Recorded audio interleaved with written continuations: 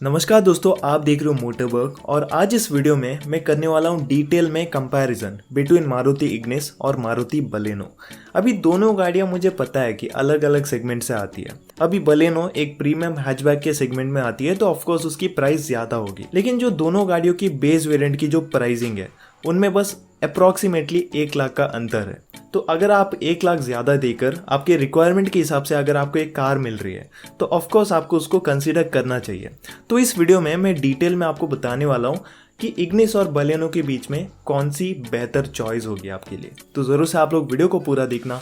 Video पसंद आती है तो ज़रूर से लाइक करना बिल्कुल भी मत भूलना। सबसे पहले यहाँ पर बिना कोई वक्त ज़ाया करे शुरुआत करना चाहूँगा इसके परफॉर्मेंस से।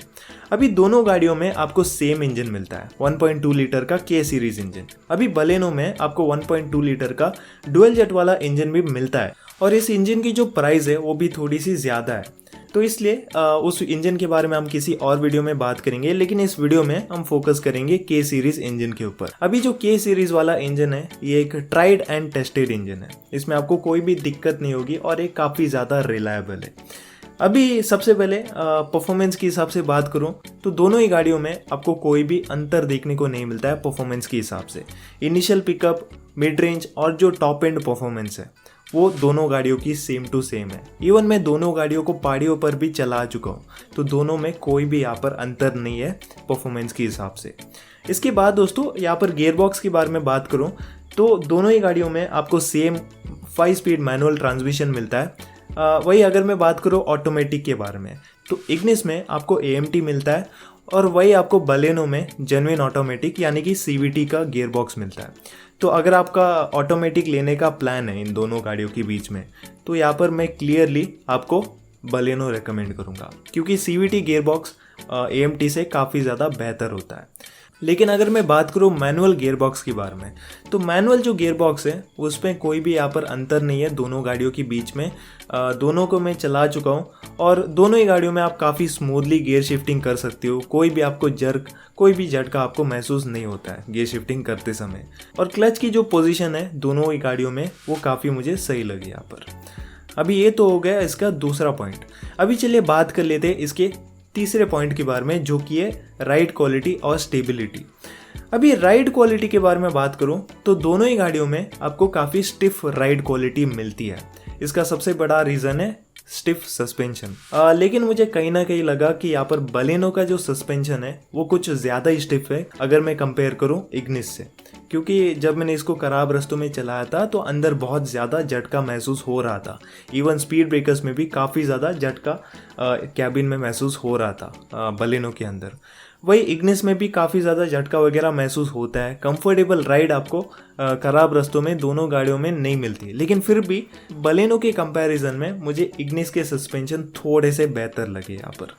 लेकिन दोस्तों अगर आप खराब रास्तों को छोड़कर सिटी और हाईवेज़ में जहाँ पर सड़कें ज़्यादा अच्छी होती है वहाँ पर अगर आप दोनों गाड़ियों को चलाओगे तो दोनों में आपको कोई भी दिक्कत नहीं होगी।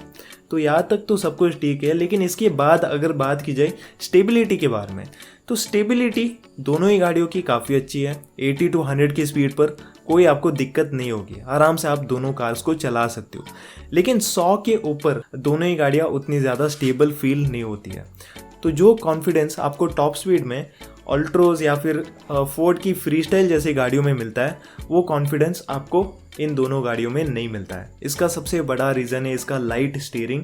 तो मैंने नोटिस किया है कि दोनों ही गाड़ियों में हाई स्पीड्स में स्टीयरिंग उतना ज़्यादा टाइट नहीं होता है, तो हाई स्पीड्स में आपको उतना बेहतर कॉन्फिडेंस इन दोनों गाड़ियों में नहीं मिलेगा। इसके बाद दोस्तों सबसे बड़े अंतर के बारे में बात कर लेते हैं, जो कि है स्पेस एंड कंफर्ट। अभी स्पेस के हिसाब से नो डाउट यहाँ पर बलेनो काफ़ी ज़्यादा बेहतर है, क्योंकि एक प्रीमियम हैचबैक है और इसकी लेंथ और विड्थ काफ़ी ज़्यादा है कंपेयर टू इग्निस। तो leg room and knee room के हिसाब से आपको बलेनो काफ़ी ज़्यादा आपको बेहतर लगेगी। इसमें आप आराम से पैर फैलाकर बैठ सकते हो अंदर, और पीछे की सीटों में लगभग 3 लोग आराम से बैठ सकते हैं बलेनो में।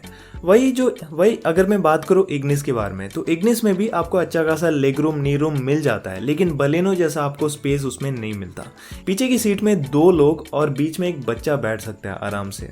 वही अगर बात की जाए बूट स्पेस के बारे में, तो यहाँ पर बूट स्पेस के हिसाब से भी आपको बलेनो ज़्यादा बेहतर मिलेगी। बलेनो में आपको लगभग 339 लीटर्स का बूट स्पेस मिलता है, वही आपको इग्निस में लगभग 260 लीटर्स का बूट स्पेस मिलता है। तो ओवरऑल जो स्पेस मैनेजमेंट है इसके हिसाब से ऑफकोर्स यहाँ पर बलेनो ज़्यादा बेहतर है क्योंकि एक बड़ी कार है। लेकिन जो हेडरूम है ना वो आपको इग्निस में काफ़ी ज़्यादा बेहतर लगेगा। जब मैंने बलेनो पहली बार चलाई थी तब मुझे यहाँ पर हेडरूम की इसमें काफ़ी ज़्यादा कमी लगी। तो हेडरूम के हिसाब से नो डाउट यहाँ पर इग्निस काफ़ी ज़्यादा बेहतर है। इग्निस में बैठने उतरने में काफ़ी ज़्यादा आसानी होती है। वही अगर मैं बात करूँ बलेनो की, तो बलेनो में आपको थोड़ा सा झुक कर बैठना पड़ता है। तो अगर आपके घर में कोई बुज़ुर्ग है तो उनके लिए इग्निस थोड़ी सी बेहतर चॉइस रहेगी बैठने उतरने के लिए। बाकी कंफर्ट के बारे में बात करूँ तो कंफर्ट के हिसाब से सामने की सीटें दोनों की काफ़ी ज़्यादा कंफर्टेबल है।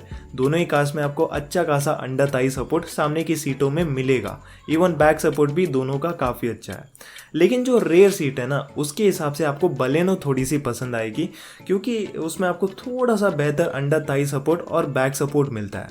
वही इग्निस में आपको कोई भी अंडर थाई सपोर्ट पीछे की सीटों में नहीं मिलता। तो पीछे की सीटों के हिसाब से यहाँ पर बलेनो थोड़ी सी बेहतर है कंफर्ट के मामले में। इसके बाद दोस्तों अगर मैं बात करूँ बिल्ड क्वालिटी के बारे में, तो दोनों ही गाड़ियों की जो बिल्ड क्वालिटी है वो काइंड ऑफ सिमिलर है। अभी बिल्ड क्वालिटी में सब कुछ आता है, इंटीरियर क्वालिटी से लेकर एक्सटीरियर क्वालिटी तक।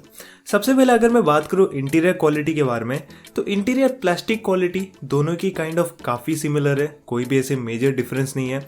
बाकी जो फिट एंड फिनिश है ना वो दोनों की काफ़ी ज़्यादा इंप्रूव हो सकती थी क्योंकि दोनों ही कार्स के जो डोर पैनल्स है उनमें कुछ ऐसे भी पार्ट्स है जो काफ़ी ज़्यादा हिलने लगते हैं। तो इससे क्या होता है कि लॉन्ग टर्म में हो सकता है कि आपकी गाड़ी में थोड़ी सी रैटलिंग नॉइज़ आना शुरू हो जाए।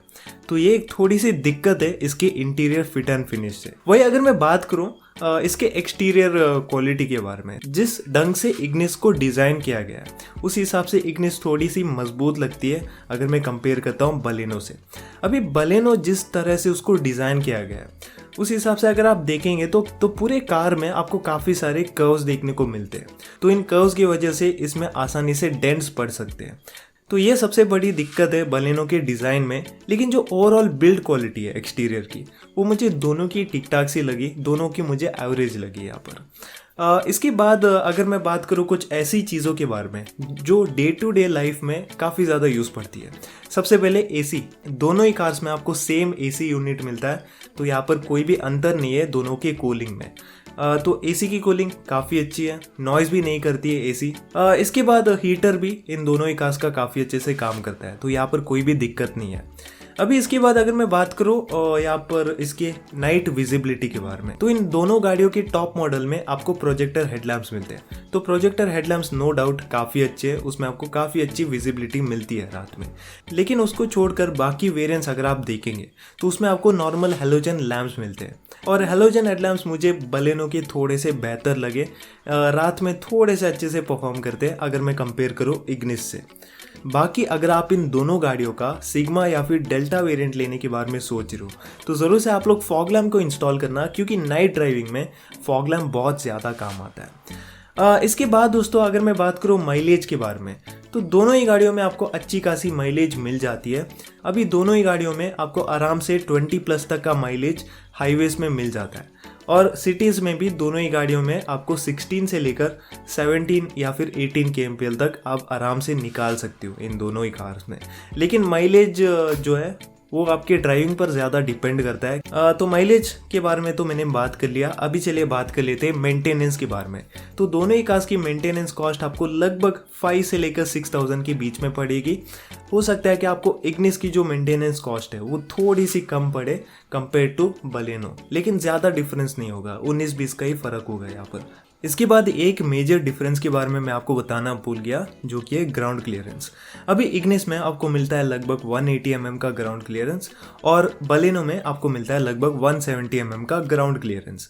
तो ग्राउंड क्लियरेंस के हिसाब से देखा जाए तो इग्निस आपको ज़्यादा बेहतर मिलेगी। तो खराब रास्तों में अगर आपको थोड़ा सा चलाना है, स्पीड ब्रेकर्स के ऊपर अगर आपको आराम से चलाना है, तो इग्निस यहाँ पर थोड़ी सी बेहतर परफॉर्म करेगी बलेनो की कंपैरिजन में। तो दोस्तों यहाँ पर मैंने शायद सब कुछ ऐसे पॉइंट्स कवर कर लिए। अगर आप कुछ और भी जानना चाहते हो तो ज़रूर से आप मुझे कमेंट सेक्शन में बता सकते हो इसके बारे में। इसके बाद दोस्तों अगर मैं बात करूँ कंक्लूजन के बारे में, तो इन दोनों गाड़ियों के बीच में आपको कौन सी कार कंसिडर करनी चाहिए, तो ये सब कुछ आपके रिक्वायरमेंट पर डिपेंड करता है।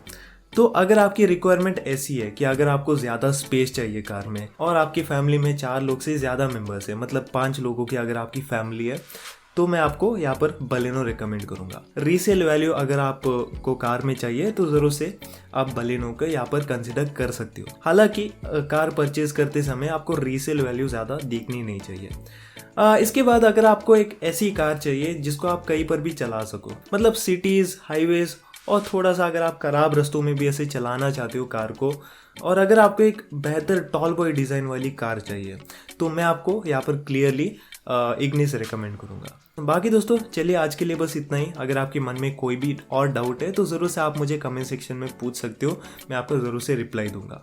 तो इसी के साथ चलिए मिलते हैं आपसे अगली वीडियो में। तब तक के लिए good bye and take care, और सब्सक्राइब करना बिल्कुल भी मत भूलिएगा।